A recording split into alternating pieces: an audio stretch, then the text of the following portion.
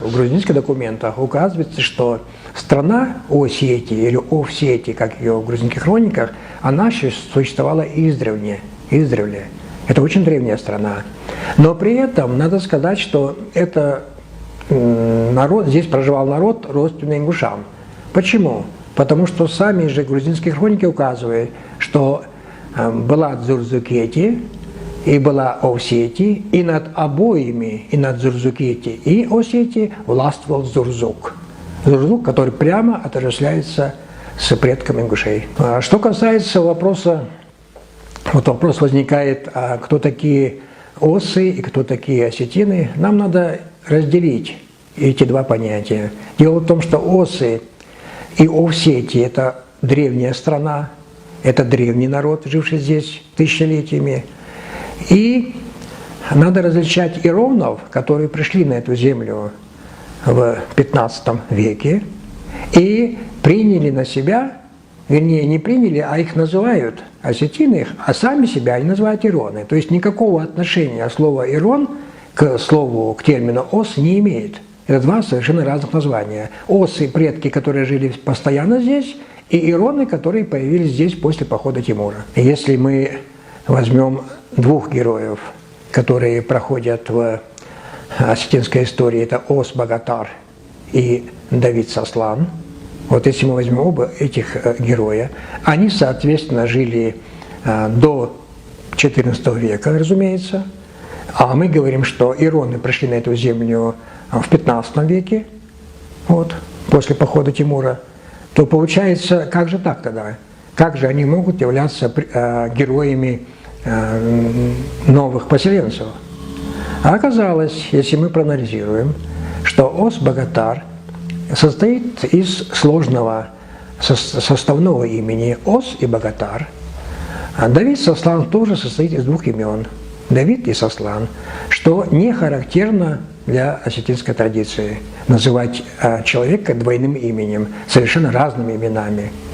Мы можем понимать, когда речь идет, там, скажем, Иван, там, Иванушка, это понятно. Но когда речь идет, там, Ос одно имя, Богатар совсем другое имя, Давид одно, Сослан другое.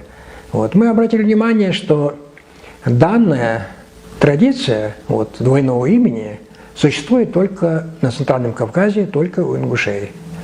Вот. Мы называем сначала имя отца, затем имя сына. И поэтому получается, что Ос Богатар, если мы будем говорить как по-ингушски, то это получается, что Ос – это отец, Богатар – это сын. То есть по-ингушски это будет Ос Бохтер. То есть Бохтер – сын Оса. Оса или Оз, смотря там как точнее. А что касается Давид Сослан, также, что Сослан – сын Давида. Хотя в грузинской хронике проходит не Сослан, а проходит Давид. Что, возможно, Давид мог быть сын Сослана, то есть, может быть, и наоборот быть. Данная наша версия, она подтверждается тем, что у Ос Богатара был брат, который в осетинской легендах называется Ос Челатыр. Челатыр – это имя, ему соответствует ингушское Чолдер. И поэтому получается Оси Бохтер и Оси Чолдер. Действительно два брата, потому что у них один общий отец Ос. Асинское ущелье, которое давал название древнейших ингушских племен, которые назывались Яса, Аса, это от реки, от горной реки Аса. Отсюда идет и грузинское название Овси для осетин. Почему для осетин? Потому что они заняли те места, где проживали асы. А асов грузины знали овсами. И как раз это наименование перешло потом к осетинам.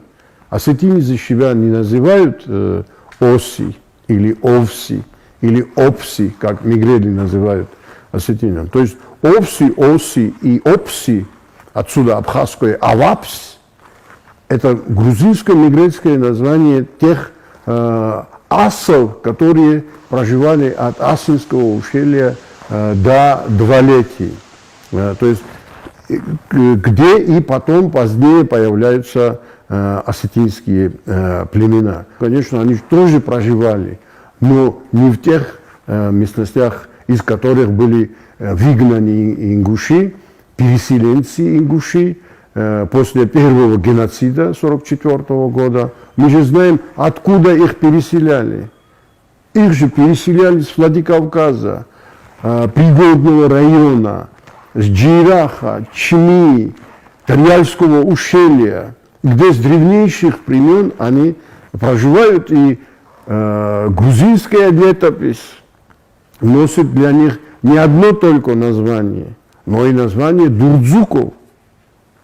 Это тоже ингуши, которые там проживали, и название конечно, берется от ингушского источника. В общем, можно заключить, и это очень важно, и смело говорит о том, что ингуши там проживают с доисторических времен по сей день. То, что случилось перед нашими глазами, этот факт не требует даже комментария, потому что мы знаем указы, архивные, все детали, как были они выселены и как они не возвращались туда, где они проживали.